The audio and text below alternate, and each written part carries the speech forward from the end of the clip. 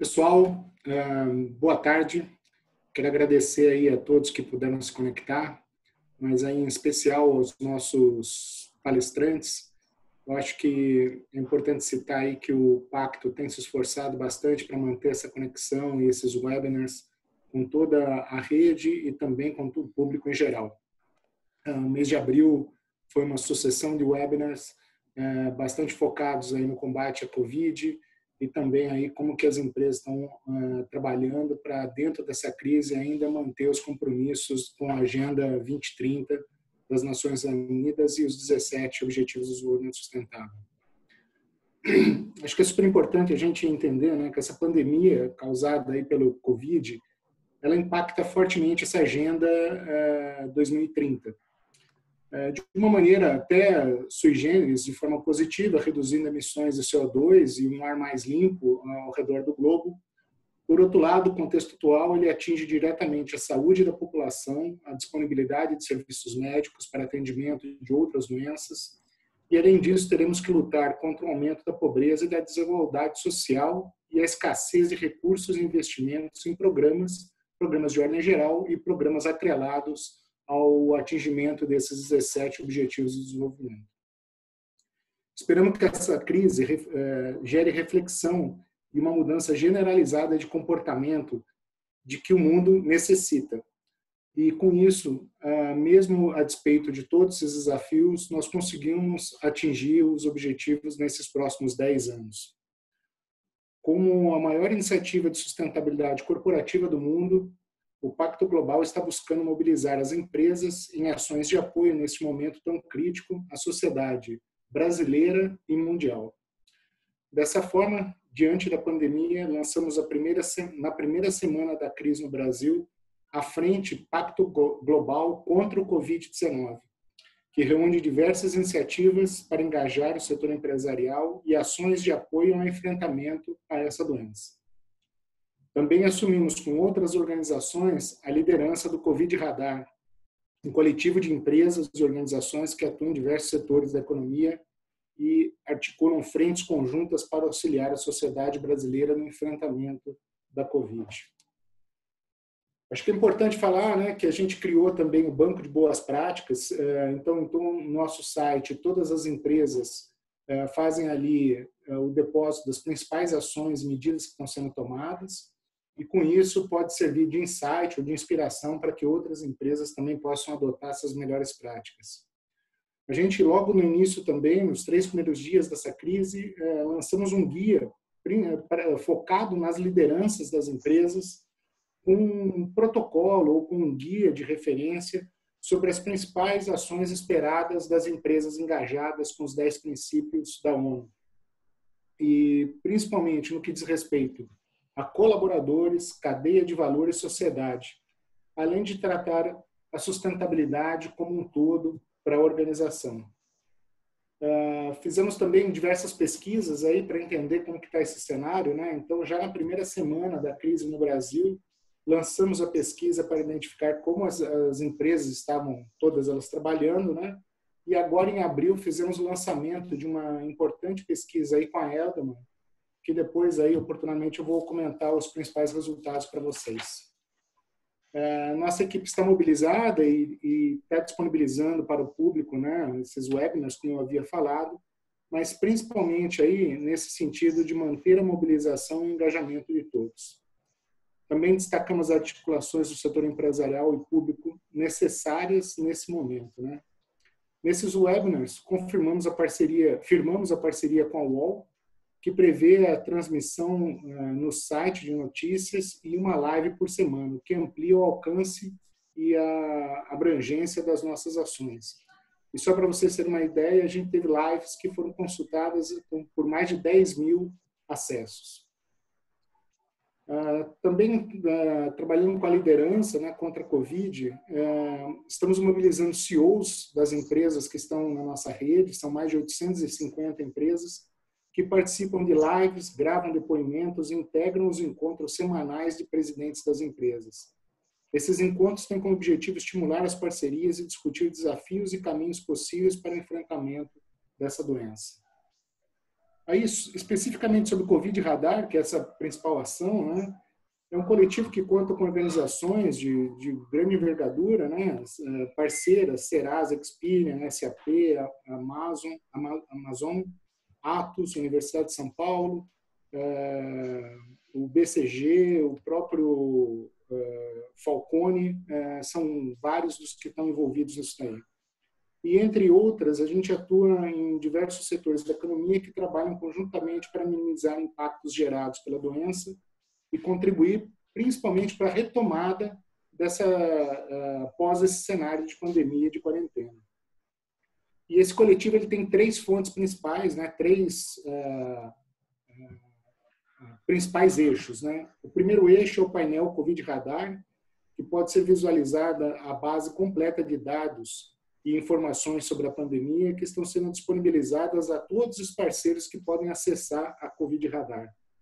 Isso por meio de pesquisas, índices, tendências e visualizações sobre diversos aspectos da pandemia. Isso tem um auxílio fantástico aí para que governos possam visualizar por uma completa informação para onde que está indo a tendência de contaminação. E isso prevendo ações de prevenção. Conexão Covid Radar, né, que coloca em contato empresas e instituições que estão necessitando de doações. Então, existem muitas empresas que querem contribuir, querem fazer aporte, e é importante, nesse momento, serem identificadas quais são as instituições e o que elas estão precisando para fazer esse match entre as duas partes. E, para vocês terem uma ideia, a gente já tem mais de 5.000 secretarias de saúde cadastradas para essa ação. E o Saúde Covid Radar, que também ele faz um mapeamento aí voluntário da comunidade toda, que se insere por meio de aplicativo para informar como que está a contaminação em sua localidade e, com isso, fazer todo um mapeamento georreferenciado para que a gente consiga evoluir. Além disso, temos uma frente muito importante agora para os testes, né? A gente sabe que o Brasil tem feito poucos testes, e a gente está tentando mobilizar as empresas aqui para que a gente impulsione através da parceria, seja ela com a Fundação Fiocruz, ou seja com outros parceiros que possam viabilizar esses testes, para que a gente possa tornar isso de forma massiva e entender toda a dinâmica desse trabalho. Bom, eu passo a palavra agora, só reforçando, acho que é o Julien que faz a apresentação pela BCG. Por favor, Júlio. Obrigado, Rodolfo. Vou compartilhar aqui minha tela.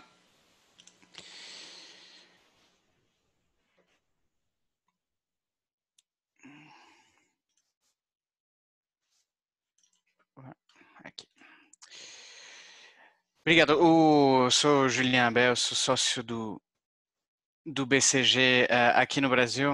Eu estou co-liderando os esforços relacionados ao Covid-19 para o BCG no Brasil. Vou fazer uma breve apresentação para vocês, um pouco falando qual é a situação do Covid no mundo, no Brasil, e depois pensar como chegar na retomada que a gente está falando e como se preparar para essa, tanto do ponto de vista do setor público quanto do ponto de vista da empresa. Primeiro, sobre o Covid, a gente pensa ele em três fases, né? Essa epidemia em cada um dos países e no mundo como um todo, que a gente chama de flatten, fight the future, ou seja, achatar a curva, combater o vírus e pensando no futuro. A maioria dos países estão nessa primeira etapa, que é achatar a curva, e o que a gente vê nesse gráfico ilustrativo? Tem três parâmetros importantes. Primeiro, o número de pacientes que entram no sistema de saúde em particular aqueles que entram em estado crítico, por causa do Covid-19. E isso a gente está vendo essas ondas que estão crescendo, que estão aparecendo.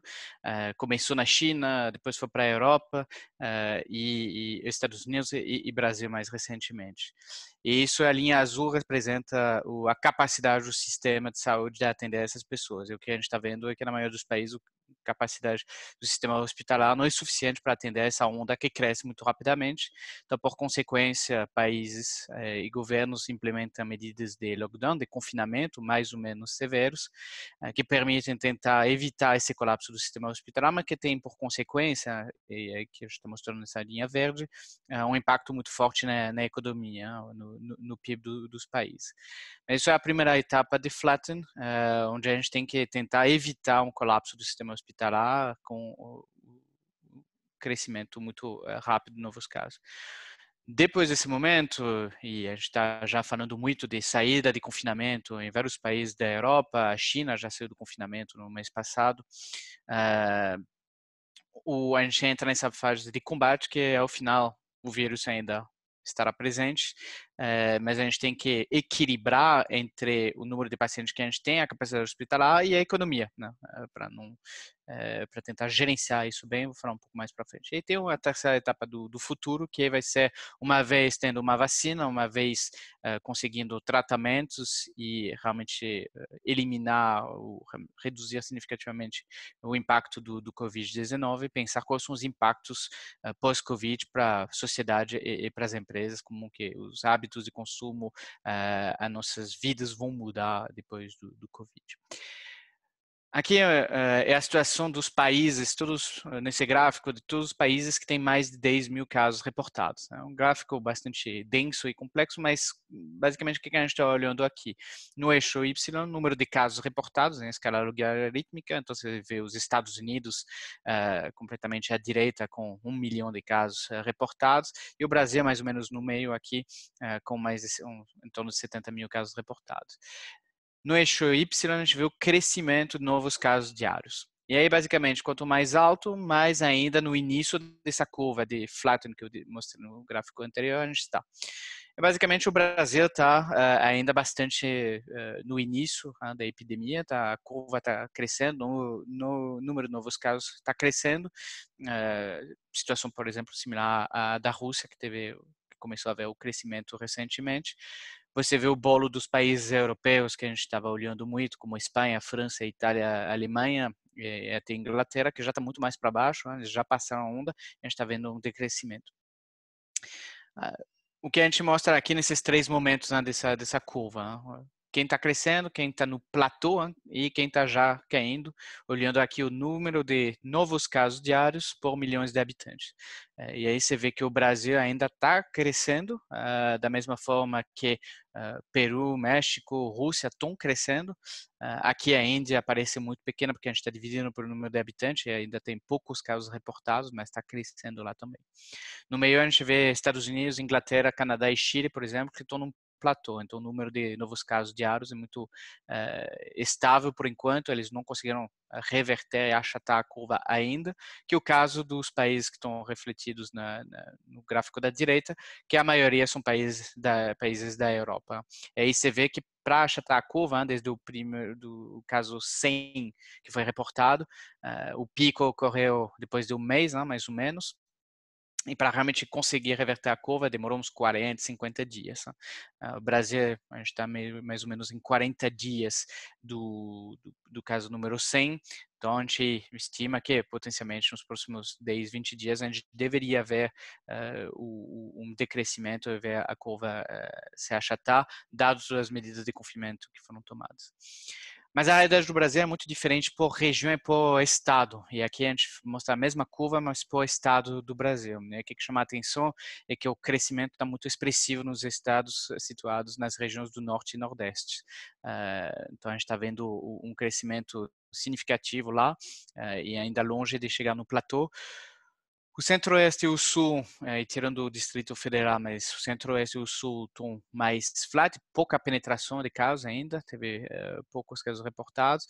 No Sudeste, em particular nos estados de São Paulo e Rio, que concentram mais de 50% dos casos reportados no Brasil, a gente vê que o crescimento diário está começando a ficar flat. Estou falando aqui de casos reportados, a gente não está falando de óbitos. Óbitos está crescendo ainda, tem um desfazamento de algumas semanas entre os dois. E aqui a gente está mostrando, essa é uma tabela muito densa que a gente utiliza diariamente no BCG para acompanhar a evolução por estado do Brasil. Eu não vou passar por todos esses números, mas a gente vê qual é a situação do vírus, do isolamento, índice de confinamento, a mortalidade e a capacidade hospitalar com dois indicadores-chave. O único ponto aqui é mostrar que nesses estados brasileiros, além da curva e do crescimento ser muito diferente entre cada um dos estados, a gente vê também que a capacidade hospitalar, que é a última coluna, o sistema é muito diferente a situação entre os estados. E o último número que a gente está apresentando aqui é o número de casos ativos de Covid-19 por leitos de UTI disponível, antes até do aumento de leitos de UTI, então é o ponto de partida. Mas o que é importante? A gente vê que o Covid-19, mais ou menos 20% dos casos reportados precisam de leitos de UTI. Então, quando você tem mais de 5 casos ativos por leitos de UTI disponíveis, começa a ficar um pouco apertado. Na verdade, por leitos hospitalares. Por leitos de UTI é 20. Então, se esse número chegar em 20, você começa a saturar o seu sistema, basicamente. E a gente vê que tem vários estados que, apesar de estar no início, já estão em números expressivos, perto de 10, 12, que são os estados que a imprensa reporta e que a gente está vendo que está bastante apertado, como Ceará, Amazonas, Amapá, o Roraima. Então, a gente vê uma situação muito diferente entre os estados do Brasil, então é importante pensar isso de forma desagregada. Pensando um pouco agora para a próxima fase, a gente está vendo alguns estados já anunciando planos de retomada para sair do confinamento, mas o que o ecossistema precisa pensar nesse momento do lado dos governos e dos negócios para, de fato, reabrir de forma segura para evitar possíveis segundas ondas, para evitar que o crescimento volte em relação à pandemia. Primeiro, sobre os governos, tem tudo uma pergunta sobre como balancear entre mitigar a doença e voltar à atividade econômica, definir qual é o bom momento para reabrir. Se reabrir cedo demais, o risco de perder o controle de novo sobre a pandemia, tarde demais, é um impacto econômico que se prolonga. E qual é o sequenciamento de reabertura? A gente vê muitos dos países europeus anunciando a reabertura de forma progressiva, por estágios. O governo do Canadá tem 3 estágios, então o setor de manufatura entra como o primeiro, mas alguns setores que são mais arriscados, como o entretenimento, vão entrar como numa terceira onda, então tem um sequenciamento importante, tem alguns que podem ser por indústria, mas também por regiões.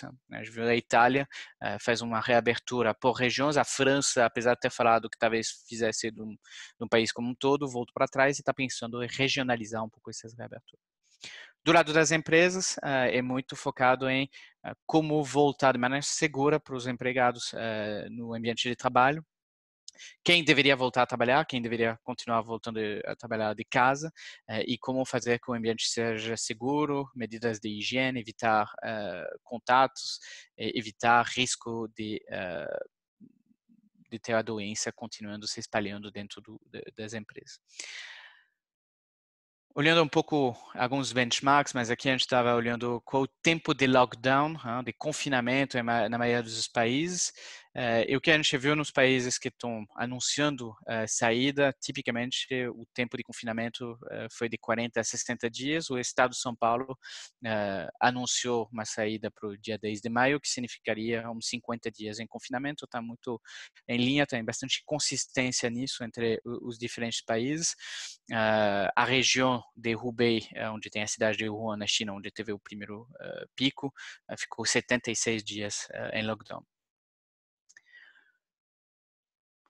Para sair do lockdown, do confinamento, quais são as coisas que tem 6 coisas fundamentais que os países e os governos estão tentando fazer. Primeiro, é manter a eliminação do vírus através de limitar ainda as interações sociais, então ver como que podemos manter um limite para as interações sociais.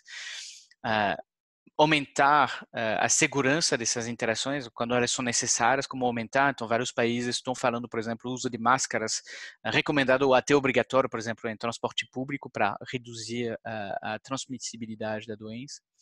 Um ponto muito importante também, que a gente chama que vem até nos 4 T's, de testing, tracing, tracking e technology, que saber mais quem tá com a doença, saber com quem essa pessoa estava em contato, para poder, assim que identificar um caso, conseguir isolar as pessoas para evitar uma transmissão em massa.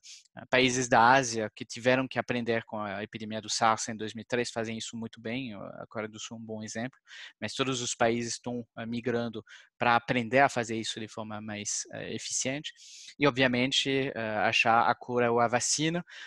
Vacina, tipicamente, um tempo para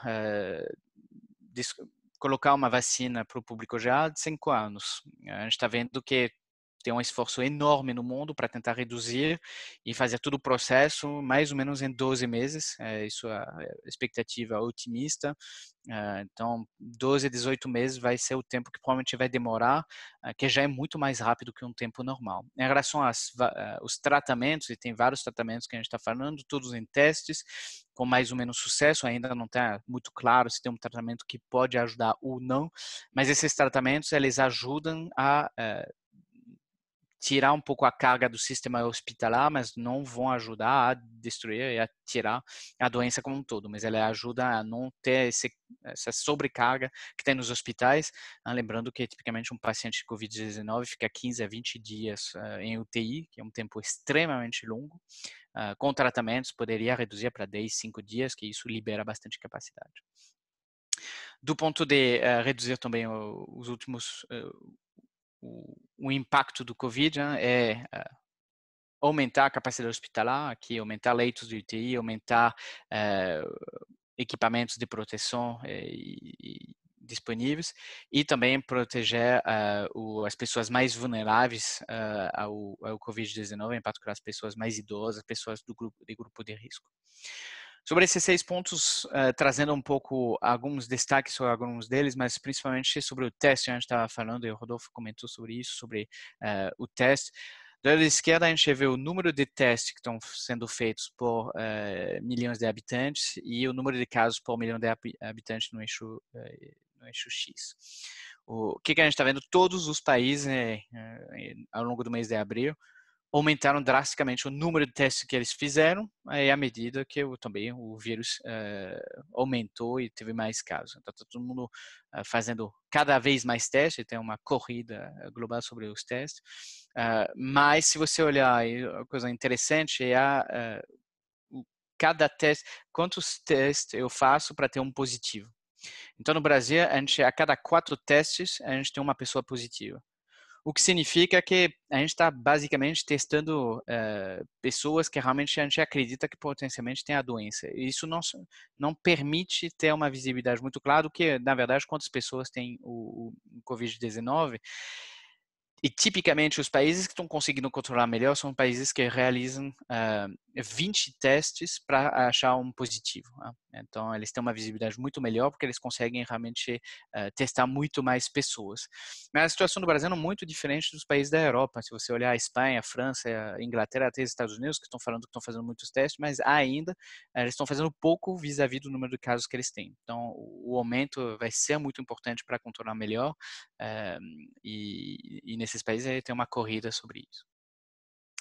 Voltando um pouco sobre, então, de forma geral, o que vai acontecer? Esse período de achatar a curva, no Brasil, a gente estima que provavelmente até maio ou junho, dependendo um pouco dos estados, é o momento que a gente vai viver. E a partir de maio ou junho, a gente deveria entrar nesse novo normal do combate, que provavelmente deve demorar 1 ou 2 anos em função de alguns cenários de disponibilidade de tratamento. Então, esse novo normal pós-confinamento, ele vai ter, não vai ser exatamente o que a gente estava vivendo.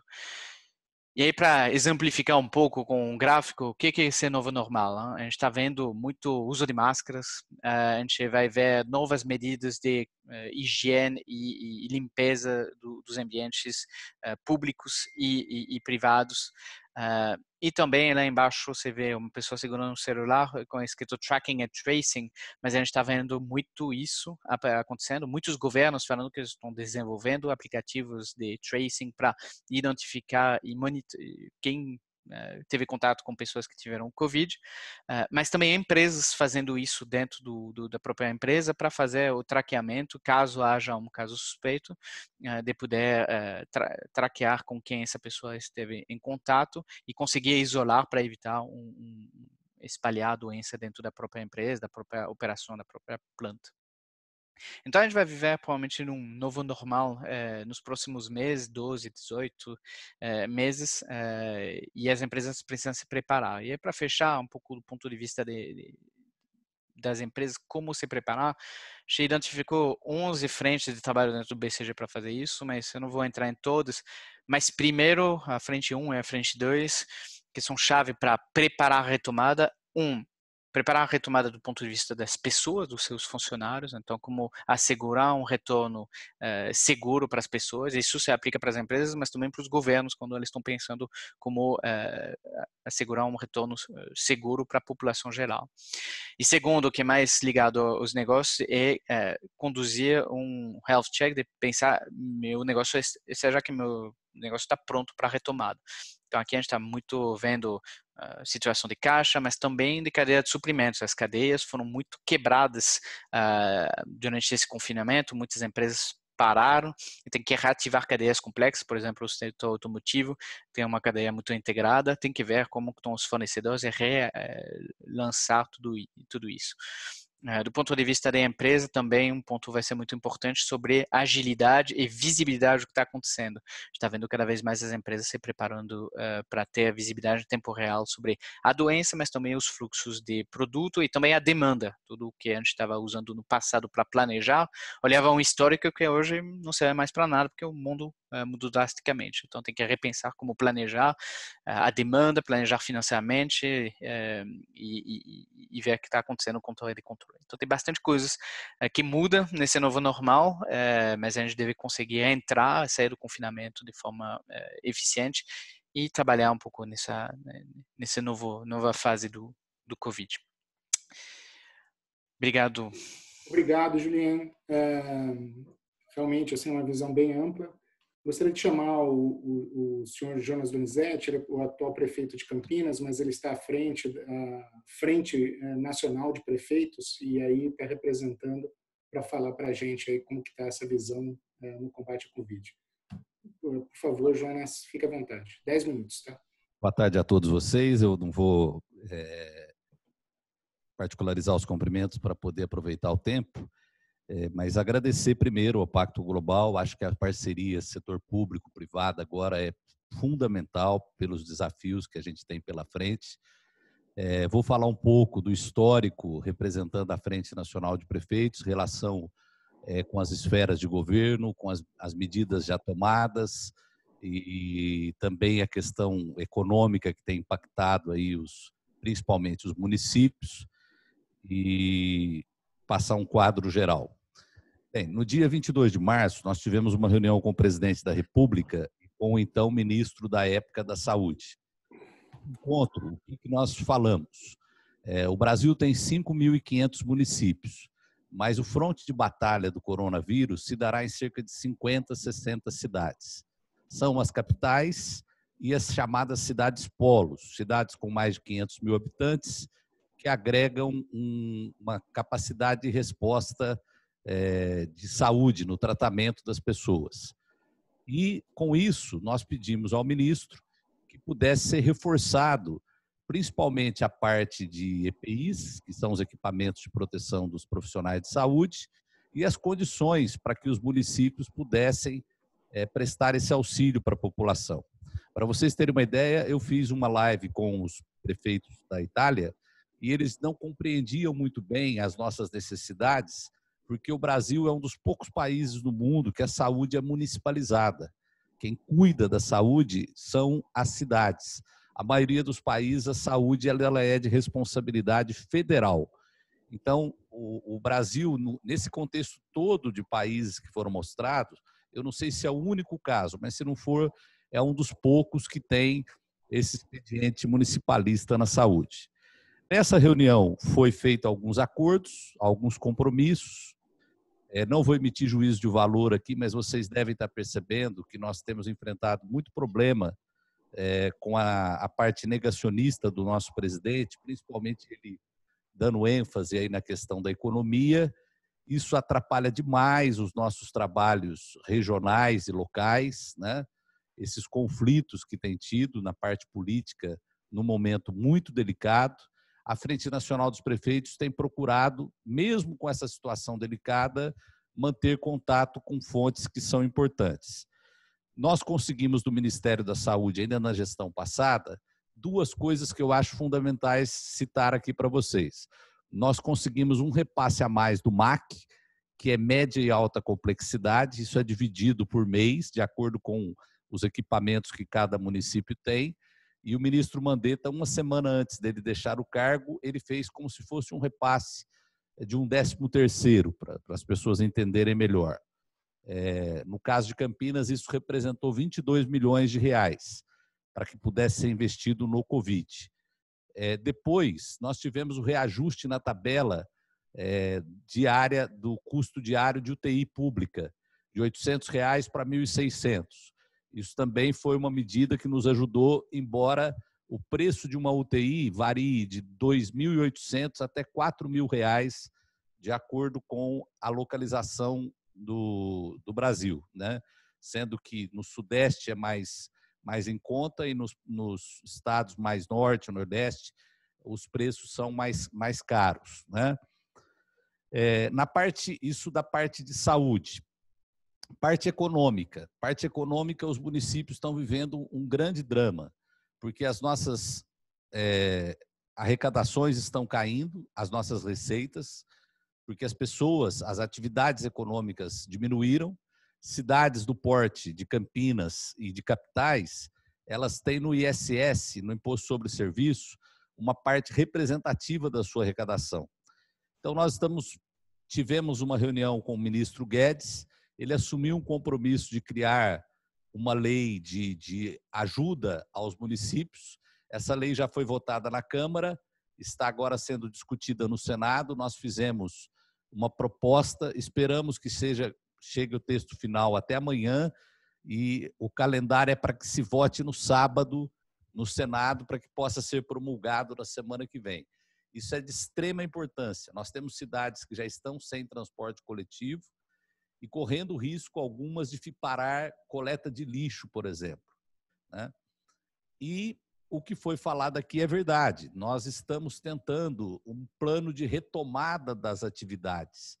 No caso de Campinas, eu fui uma das primeiras cidades que fiz esse plano e coloquei ele à disposição de todas as cidades do Brasil através da Frente Nacional dos Prefeitos. Ele leva em conta vários fatores, mas principalmente a capacidade de tratamento, a ocupação de leitos de UTI, a disponibilidade de serviços de saúde, a questão da testagem, de como estão os números, né, que estão sendo aferidos no município. Esse plano eu enviei ao governo do estado com a expectativa de começar a retomada em fases já a partir de segunda-feira. O estado preferiu deixar para o dia 10, né? Sendo que eu tenho muita dúvida se a capital mesmo retomará as atividades no dia 11. Eu acho que o estado de São Paulo, numa reunião que nós tivemos com o governador, nós conseguimos, vários prefeitos, com a interação, mostrar que São Paulo, capital, e Grande São Paulo está numa situação muito mais complicada do que o restante do estado. É claro, todos nós devemos ter preocupações, mas que nós já poderíamos começar a retomar gradualmente algumas atividades. Então, a parte boa, eu acredito que é que o Brasil, mesmo tendo um sistema de saúde que ele não tem a suficiência financeira necessária, mas nós temos um sistema de saúde robusto, público, né, que nesse momento as pessoas estão conseguindo enxergar para isso. O que acontece? Ele é subfinanciado, portanto, a gente começa também a perceber mais claramente as carências do setor de saúde. E na parte econômica, aí reside a nossa preocupação. Nós nos ressentimos, tanto na saúde quanto na parte econômica, de um plano nacional.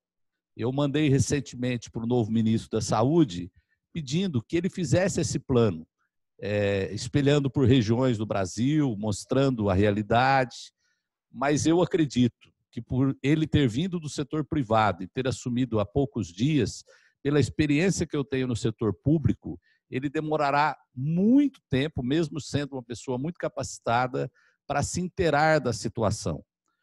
E, na parte econômica, eu acho que a grande luta que nós teremos é com a filosofia do ministro Paulo Guedes, que em tempos normais é uma filosofia correta, de você poder diminuir dívida pública, de você poder incentivar mais a questão do investimento privado, mas que nesse momento, por ser um momento excepcional, o Estado tem que ter um papel indutor muito importante. A gente vê, por exemplo, o FMI, que é uma entidade super conservadora em termos de finanças, fazendo um indicativo para que os governos façam investimentos, façam gastos, para que possa ter aí uma retomada com um ritmo melhor da economia. Então, eu acho que são essas aí as minhas observações. Fica aqui também novamente o meu muito obrigado a todos que estão participando e o pedido de aquelas empresas que puderem nos ajudar realmente. Eu vou dar um exemplo. Amanhã eu vou estar recebendo aqui executivos da Samsung, eles vão fazer uma doação de 10 mil máscaras profissionais para os nossos profissionais de saúde, né? E muitos empresários estão envolvidos, e o Pacto Global eu acho que poderia fazer uma ponte aí entre o setor público e o setor privado, nesse sentido das carências, né, dos municípios que estamos fazendo esse enfrentamento agora do Covid. Não tenho dúvida que os comportamentos irão mudar, a começar pelas nossas crianças. Hoje pela manhã eu tive uma reunião com coordenadoras do ensino infantil aqui em Campinas, e elas me explicaram que os bebês, por natureza humana, eles têm como contato o tato e a boca, né? O paladar. Então, eles compartilham, eles têm a nossa filosofia de ensino é coletiva. Eles são acostumados a se abraçar, a um pegar o brinquedo do outro. Então, nós teremos um grande desafio de construir uma nova realidade, lutando contra instintos básicos da natureza humana, que é o da aproximação. Mas eu acredito que nós, com consciência, com bastante união, nós conseguiremos superar isso. Muito obrigado, Rodolfo, e eu vou acompanhar mais um pouco aqui. Depois das perguntas, na parte das perguntas, o Gilberto Perry, que é o nosso secretário, vai participar. Muito obrigado, Jonas Donizete. É sempre um prazer conversar com vocês. Eu acho que é importante citar aí para todos que, através do chat, pode ser feitas perguntas específicas para cada das pessoas que estão fazendo seus comentários. Gostaria de chamar agora a Tereza Vernalha. Ela é a CEO da BRK e vai discorrer aí sobre as ações que ela está vendo no combate à Covid. Por favor, Tereza. Bom, boa tarde a todos. Obrigada pelo pacto, pelo convite. E, bom, a BRK Ambiental é uma empresa de saneamento, distribuição de água, coleta e tratamento de esgoto. Portanto, um serviço essencial para esse combate do coronavírus, dado que a principal ação é a higiene e lavar as mãos constantemente. O saneamento é um desafio para o Brasil em geral, porque ainda temos no país 35 milhões de pessoas que não têm acesso à água potável, e do restante da população que tem, não são todos que têm com qualidade e regularidade. Então, do nosso lado, nas operações, hoje nós operamos em 12 estados, são mais de 100 municípios, desde Uruguaiana, no Rio Grande do Sul, até Passo do Lumiar, no Maranhão, passando aqui pelo interior de São Paulo e outros mais 10 estados. E o nosso foco tem sido, desde o momento zero, desde o momento em que foi registrado o primeiro caso, lá em 26 de fevereiro, no dia seguinte a gente já estava com o nosso comitê de gestão de crise acionado, com a participação de todos os executivos e dos acionistas, com um foco primeiro, que é garantir o abastecimento de água com qualidade, a coleta e o tratamento de esgoto para a nossa população. São mais de 15 milhões de pessoas atendidas pela BRK.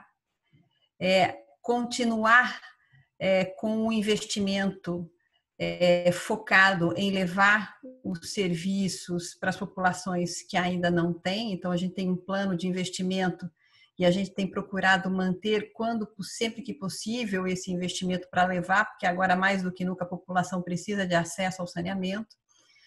A segurança dos nossos funcionários, a segurança dos terceiros que trabalham conosco. A BRK é uma empresa de hoje de 6 mil funcionários. Estamos com 30% da nossa força de trabalho em home office, já trabalhando de casa, e aí a tecnologia vem funcionando muito bem. As atividades essenciais, o time está todo em campo. O nosso atendimento comercial hoje, ele praticamente é todo digital. Os atendimentos que são necessariamente que o cliente precisa ir a uma loja, está sendo agendado, e todas as nossas lojas estão preparadas para proteger não só o cliente, mas também o nosso funcionário. Temos enfrentado o desafio das diversas localidades com políticas ou diretrizes diferenciadas quanto à quarentena. Então, nós temos municípios onde fomos completamente proibidos de seguir com as obras, e outros que tudo foi reaberto nesta semana. Então, para cada unidade da federação, para cada município que estamos operando, a gente tem se adaptado a essa realidade, mas sempre com o guia principal da segurança dos nossos funcionários. Temos um plano de contingência, porque à medida em que aqueles estados que estão sofrendo mais com as contaminações e com as mortes, nós também temos o reflexo disso nas nossas operações, nos mesmos estados, e, portanto, temos um plano de contingência. Já estamos treinando funcionários de outras atividades para executar atividades em campo, nas estações de tratamento e nas estações de tratamento de esgoto e de tratamento de água. Implementamos um programa de suporte, estamos com um infectologista, o Dr. Esper, da Universidade de São Paulo, nos orientando nas ações de segurança e nos procedimentos operacionais, sempre com foco na segurança do cliente e do nosso funcionário.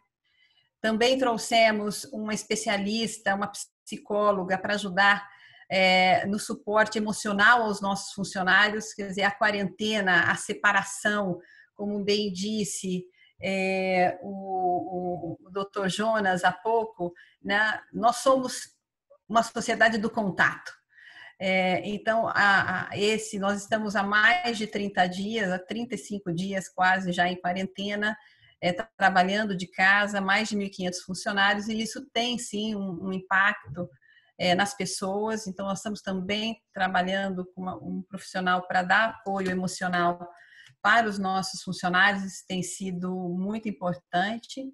E já estamos trabalhando num ponto que foi muito colocado aqui pelo Julian, que é a retomada. Como fazer essa retomada, quais são as principais diretrizes dessa retomada. E, por fim, temos interagido muito com o governo federal. Esse é o momento que as empresas precisam estar solidárias com o que está acontecendo na sociedade. Então, o saneamento foi um dos primeiros setores que interrompeu o corte por não pagamento por um período de 60 dias. No entanto, isto não é uma ação, isso nos preocupa bastante, uma ação para o não pagamento da conta. Então, estamos pedindo para quem pode pagar a conta que pague, porque a empresa precisa estar, e todas as empresas de saneamento, todas as empresas em geral, mas aqui eu estou falando pelas empresas de saneamento, precisam garantir a sua sustentabilidade, a sua liquidez para manter os serviços prestados. Então, nós sabemos que isso é um grande desafio. e aí faz com que essa interação com o governo federal para suporte ao setor seja observado com uma forma bastante criteriosa e de forma emergencial.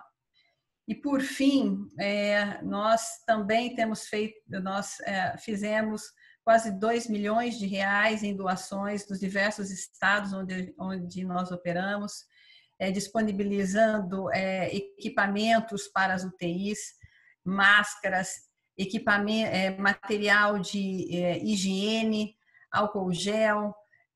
Estamos participando, apoiando uma iniciativa muito interessante, muito bacana do Senai, que é o reparo de respiradores para o Brasil inteiro, tá? Que é a frente empresarial de combate ao Covid, e as doações também estão se dando com o suporte do Comunitas para os equipamentos hospitalares, né? Para garantir que tudo seja feito de uma forma bastante adequada. Então, são momentos bastante desafiadores. Eu acho que crises como essa também são momentos de grande oportunidade, onde a gente quebra muitos paradigmas. Por exemplo, eu tenho certeza que a volta ao trabalho, a nossa relação com a tecnologia, como ferramentas como o Zoom e outras que estão hoje sendo muito utilizadas, vão fazer a gente rever aquela briga que normalmente quem está na empresa tem, que é por sala de reunião. Eu acho que aqui a gente vai ter uma nova forma de trabalhar, sem dúvida, e muito produtiva. Mas, de fato, a gente tem hoje, o nosso grande foco é garantir água e coleta e tratamento de esgoto para a população. E, por fim, reforço a importância no Congresso, assim que vote o orçamento que foi há pouco mencionado, que é o orçamento que vai dar o suporte para a economia, ajuda aos municípios e aos estados, que o Senado, que o Congresso faça a votação do PL que vai mudar e trazer novas regras para o saneamento, que é fundamental para viabilizar os investimentos. O saneamento, sem margem de dúvida, será a força motriz da retomada da economia, com os investimentos gerando emprego nos municípios. Tereza, muito obrigado. Sem dúvida nenhuma, as atividades aí de serviços essenciais, entre elas o saneamento, mostraram aí uma capacidade enorme de mobilização e de enfrentamento dessa crise. E uma outra empresa aí que está à frente também de ser uma utilidade pública, né, é a Enel. Nós contamos aqui com o CEO, o Nicola Cotuno, e gostaria de escutar um pouco você sobre como que a empresa está enfrentando esse desafio. Boa tarde, obrigado Rodolfo, saludo a todos os presentes, os participantes. Enel é uma empresa energética que atua em distribuição, temos 17 milhões de clientes em 4 estados, São Paulo, Ceará, Rio e Goiás, e em geração de energia e em comercialização. Tendo 17 milhões de clientes, servimos mais ou menos 20% dos clientes do Brasil, por isso sentimos muito forte a responsabilidade que você indicou de atuar nesse período e, como Teresa falou, por um serviço essencial. Nós, como Enel, como grupo, entendemos que o nosso trabalho não é só fornecer energia, é, através do fornecimento, participar à solução dos maiores desafios que o mundo tem. Nesse período, o desafio é um pouco distinto do normal da transição energética, da descarbonização, é algo muito específico, que obviamente nos desafiou de jeito bastante distinto. Eu dividiria 7-8 minutos que tenho em 2 partes. A primeira é nossa responsabilidade de não atuar agora, e depois 1 ou 2 minutos falarei que pode ser o legado que chega nas mãos da gente dessa experiência.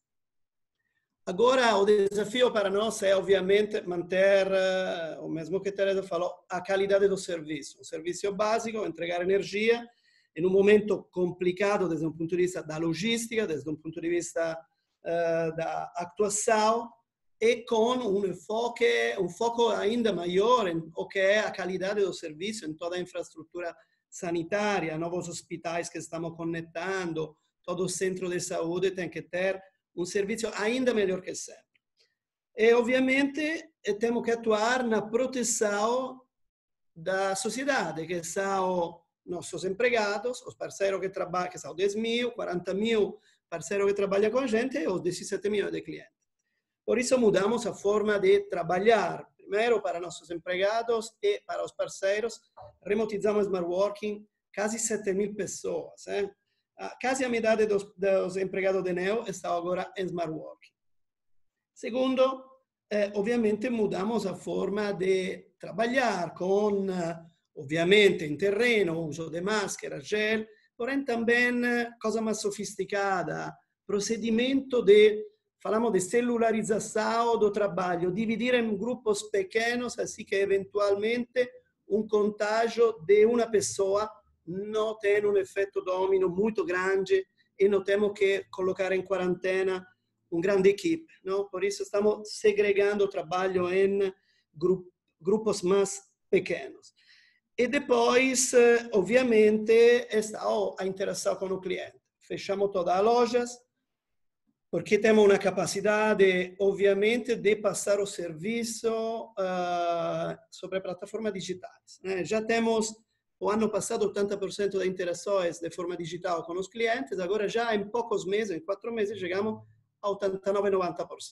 Por isso, loja fechada, lojas comerciais, onde a interação era sobre reclamações, hemos desenvolvido plataforma em WhatsApp, URA visual, novas ferramentas para atender de forma remota e para cuidar a saúde dos nossos clientes, porque a loja tem sua complexidade em cuidar o aspecto sanitário. Também remotizamos mais de 50% do call center para não ter uma aglomeração de pessoas tão forte como normalmente está, e também isso está funcionando muito bem. De casa, os operadores estão trabalhando. Estamos aprendendo como a remotização pode ser uma realidade já. Também por trabalho feito desde 2, 3 anos de migração na nuvem de todos os aplicativos da empresa e de forte digitalização, porque estamos certos já desde bastante tempo que a inovação para a nossa empresa, que é pilar fundamental, passa certo agora para a digitalização, tanto da parte infraestrutural, temos redes elétricas, digo, cabo e transformadores telecontrolados, assim como para a parte de interação com os clientes, com as autoridades, com tudo o que é a sociedade. Bom, estamos também quitando atividades de curta, os residenciais, como normado por ANEEL, que significa favorecer os clientes que agora moram 24 horas na casa e trabalham na casa, para ter uma vida nesse período mais certa, desde um ponto de vista do suministro de energia. E nós estamos reduzindo fortemente toda a atividade de leitura em terreno, que significa entrar nas casas, ler os medidores, e também lá fornecendo novas ferramentas, que, por exemplo, são a ferramenta da app que estamos fazendo de autoleitura. O cliente pode ler o medidor e carregar na app, que a gente já desenvolveu no passado, o número exato para não faturar por meio, por números estatísticos históricos, senão por o dado certo que o cliente mesmo lê e coloca na app. Esta app, por exemplo, que o ano passado tinha 15% de cobertura das nossas interações com os clientes, agora já está a 40%. Demonstrando que setor, tradicional, que inercialmente venia de passado bastante estático, não? Falo de 5, 10 anos atrás, não muita mudança no setor energético, na parte de distribuição, está encaminhando-se até uma digitalização, onde o cliente está estendendo a capacidade de trabalhar no mundo digital, Uber e toda a outra app, também ao mundo da energia. Está contestando muito bem, está recebendo muito bem tudo isso. Porém, obviamente, a responsabilidade que temos não é só com os trabalhadores próprios e com os clientes, está também, decimos, uma parte da sociedade na qual trabalhamos, que são as instituições, e, de verdade, agradeço muito, quero destacar a boa cooperação que temos com todas as instituições onde trabalhamos, prefeituras, estados, em tempo real estamos solucionando e focando sobre os problemas principais. E depois, obviamente, como todas as empresas, tomamos responsabilidade de aportar através de donações à sociedade, não? Fizemos um fundo para distribuir a distintos projetos 23 milhões de reais. Uma parte bom projeto com outras empresas através da empresa Fiocruz, da instituição de Fiocruz, para donar vacinas, testes rápidos, que são tão importantes para a retomada. Se vai a doar 2 milhões de testes rápidos, e Sende Brasil coordenou esta operação. Estamos também por exemplo, com Natura, fazendo um ótimo projeto conjunto, onde nossos eletricistas vão em terreno, deixamos kit de higiene nas comunidades, assim que apoiamos de um projeto win-win as duas capacidades, de dar o produto e de dar a entrega. Estamos muito valorando a capacidade, uma vez mais, porque, certo, é a base no futuro, a cooperação, por isso nós estamos em uma visão que falamos open power da nossa empresa, porém agora, uma vez mais, a cooperação, a parceria é um elemento ganhador. Por exemplo, outra coisa que gosto muito é um projeto com as lideranças comunitárias, com o grupo produtivos comunitários, para produzir máscaras e para distribuir estas máscaras, donar estas máscaras que são produzidas. Por isso é um pouco um projeto quase de economia circular, aportando o valor final, que é o custo da máscara mesma, que donamos à comunidade mesma, que depois recebe também a máscara. Por isso, estão muitas coisas que podemos fazer. E acabo muito rapidamente, ao que falta pouco tempo. O legado final. O legado final é que a inovação é a chave para a evolução das empresas. Temos uma grande potencialidade de acelerar esta inovação, a digitalização em um mundo mais remotizado e um pouco mais segregado. É, certo, um valor fundamental. A digitalização permite-nos trabalhar no mundo futuro que BCG mostrou, porém permite melhorar a vida em qualquer cenário, também no cenário pré-Covid. Uma vida mais fácil, uma abordagem da interação cliente-empresa mais flexível. É certo que podemos ficar com alto nível de smart working, que já a gente tinha, porém tinha 300, 400 pessoas smart working, agora temos 4.500, por isso podemos aprender como melhorar a vida, o balanço família-trabalho, sem dúvida sim. E depois, sem esquecer valores fundamentais no qual a gente acredita profundamente e que é um rol que temos, um papel que temos nesta transição energética, que é, por exemplo, a descarbonização.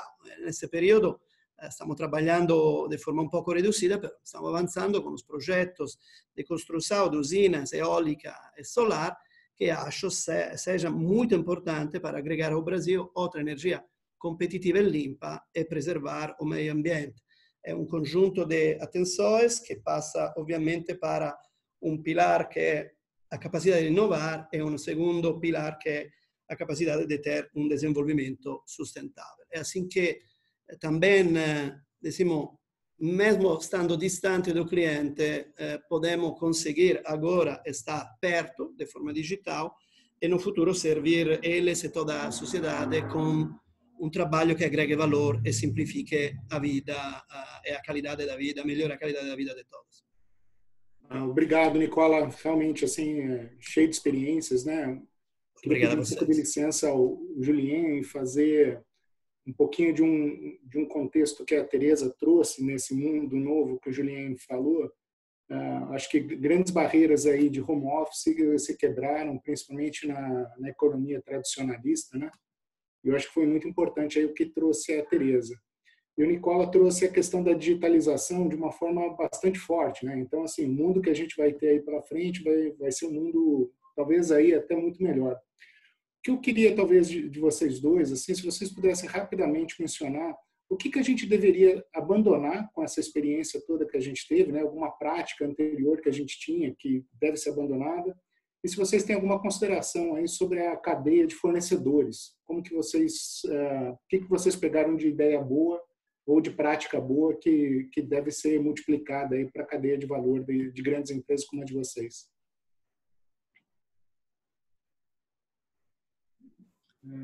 Desculpa, Rodolfo, era para mim? Para você e para a Tereza.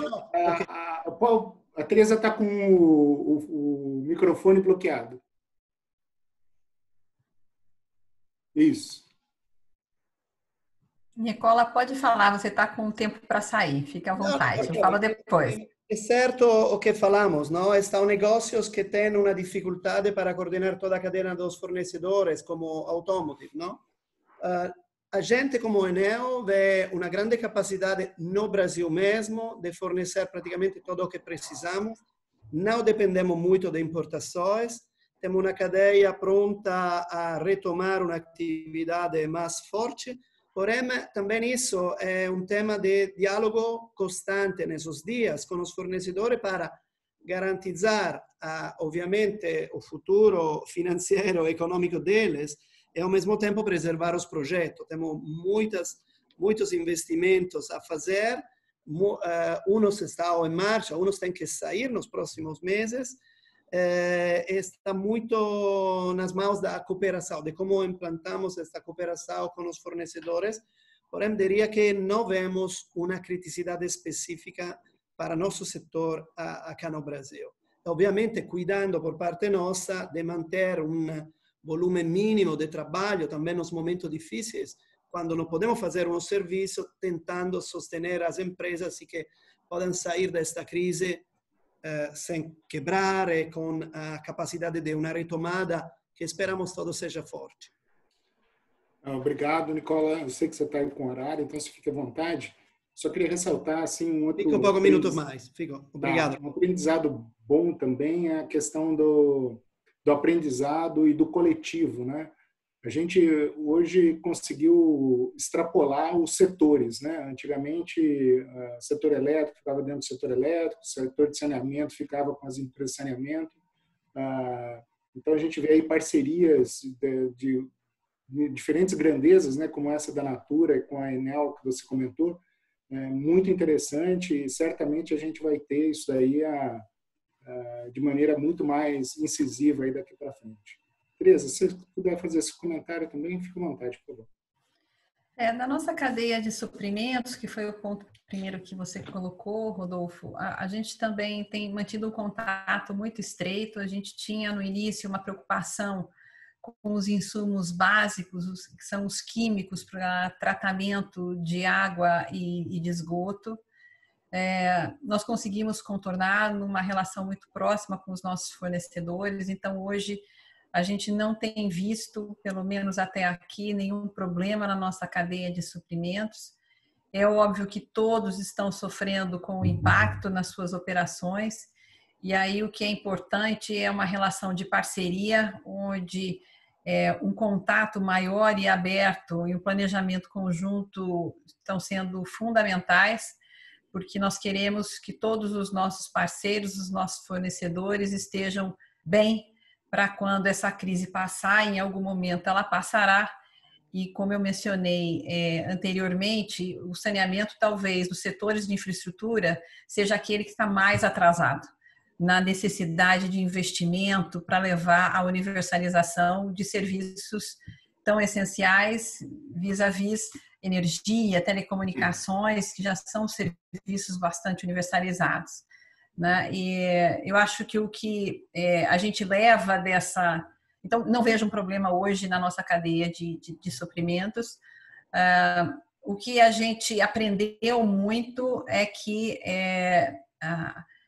mecanismos, acelerar projetos de produtividade, eu acho que nada como uma boa crise para te impor uma celeridade que talvez em tempos normais você não tem, né? Então, aquele senso de urgência e a simples falta de não ter opção para onde correr, isso te leva aí a boa notícia que a gente tem observado a nossa experiência desse momento, que é tão crítico, é que muitas coisas que nós estávamos planejando a implementar no próximo ano, 2 anos, a gente acelerou para 1 mês muitas delas, né?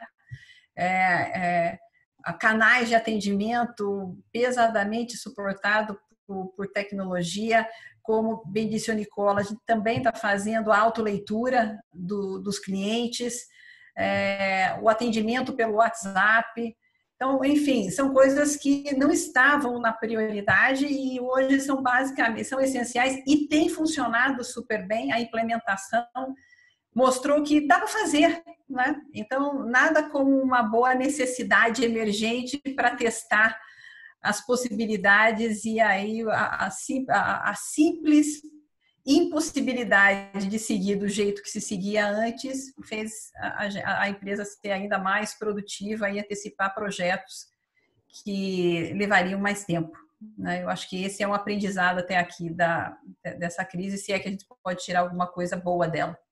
Agradeço muito, Tereza. Realmente é um momento disruptivo, né? E a gente tem que aproveitar realmente para sair melhor dessa crise do que a gente entrou. Queria aproveitar para fazer uma última pergunta aí para o Julien.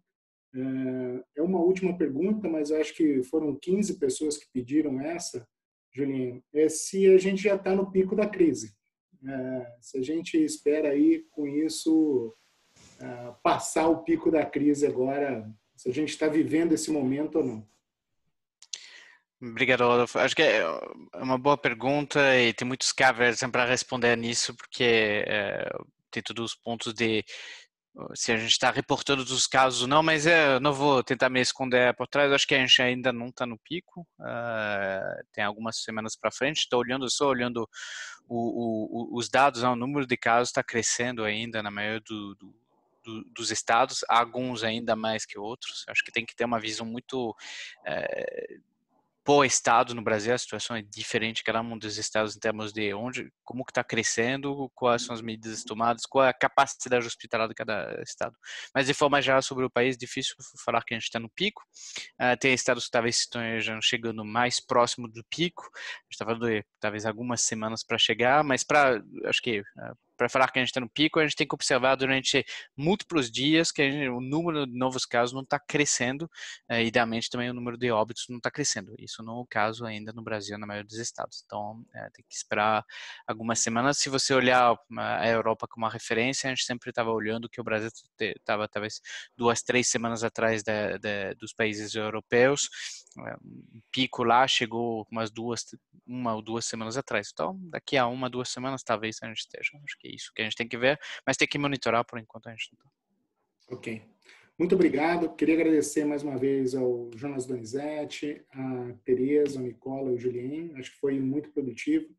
Ressaltar que a gente realmente está vivendo uma experiência como sociedade, né? A gente está vendo aí audiências do Supremo Tribunal de forma virtual, votações na Câmara de Deputados e de Senado de forma virtual.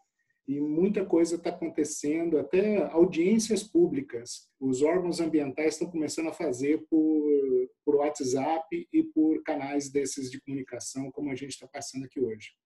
Então, acho que é um momento ímpar. Está vivendo essa crise, é realmente um momento de olhar para frente e conseguir se reinventar e se superar. Certamente a gente vai estar muito melhor aí a hora que a gente conseguir sair dessa crise. Obrigado a todos. Força nessa quarentena e vamos seguir em frente. Um saludo a todos. Tchau, tchau. Obrigado, boa tarde. Obrigado.